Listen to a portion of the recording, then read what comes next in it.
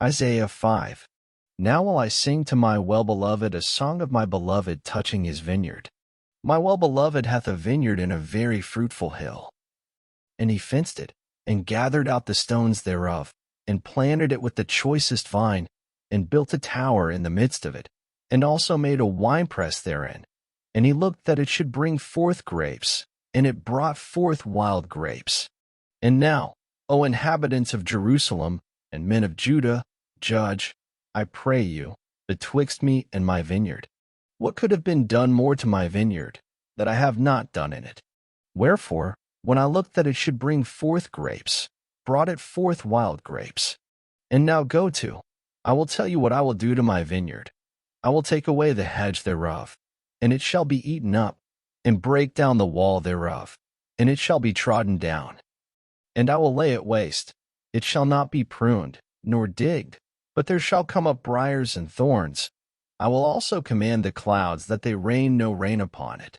For the vineyard of the Lord of hosts is the house of Israel, and the men of Judah his pleasant plant. And he looked for judgment, but behold oppression, for righteousness, but behold a cry. Woe unto them that join house to house, that lay field to field, till there be no place, that they may be placed alone in the midst of the earth.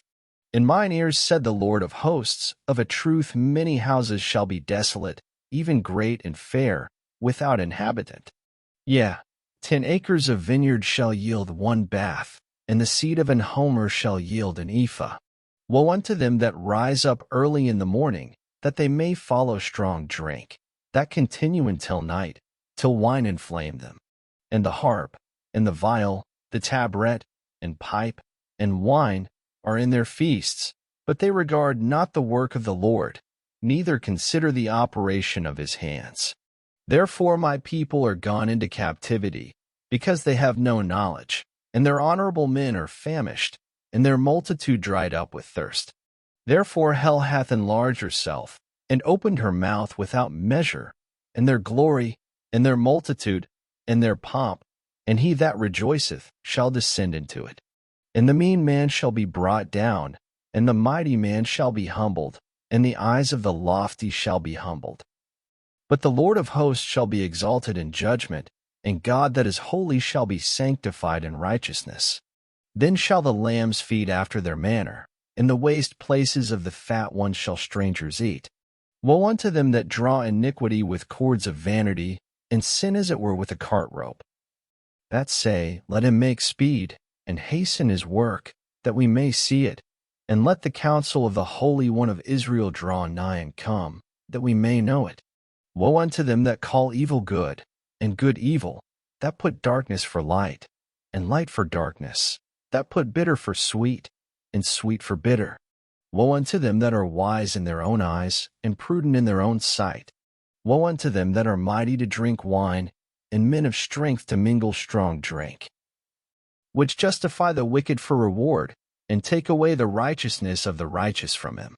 Therefore as the fire devoureth the stubble, and the flame consumeth the chaff, so their root shall be as rottenness, and their blossom shall go up as dust, because they have cast away the law of the Lord of hosts, and despised the word of the Holy One of Israel.